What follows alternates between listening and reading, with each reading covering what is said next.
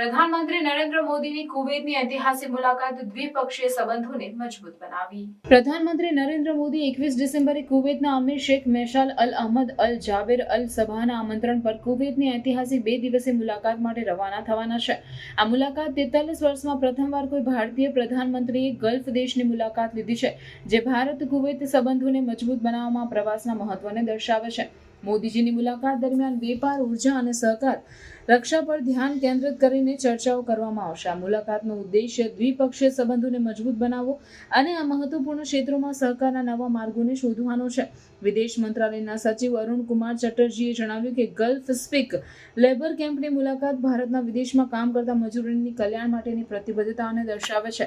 કુવૈતમાં મોટી સંખ્યામાં ભારતીય પ્રજાજનોને ધ્યાનમાં લેતા આ સંકેત ખાસ મહત્વનો છે.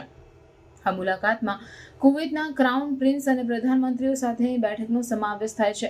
આ ઉચ્ચ સ્તરીય ચર્ચાઓથી અનેક દ્વિપક્ષીય કચરો થવાની અપેક્ષા છે, જે બંને દેશો વચ્ચેની વ્યૂહાત્મક ભાગીદારીને વધુ મજબૂત બનાવશે.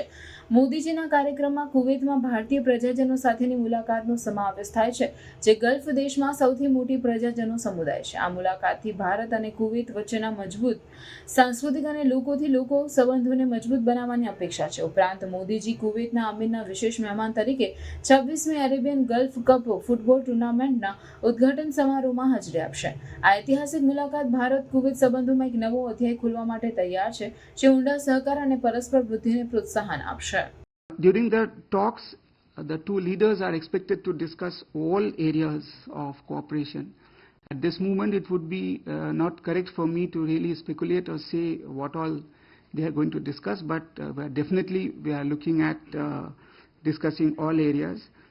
Boosting trade ties, boosting energy ties, and boosting defense ties would perhaps be a part of the discussions.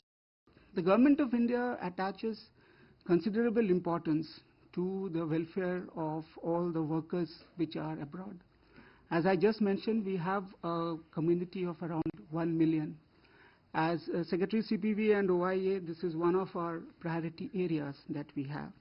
So the idea of the visit of the Honorable Prime Minister to Labour Camp is to express that the amount of importance that the Government of India attaches to our workers who are there in a foreign country.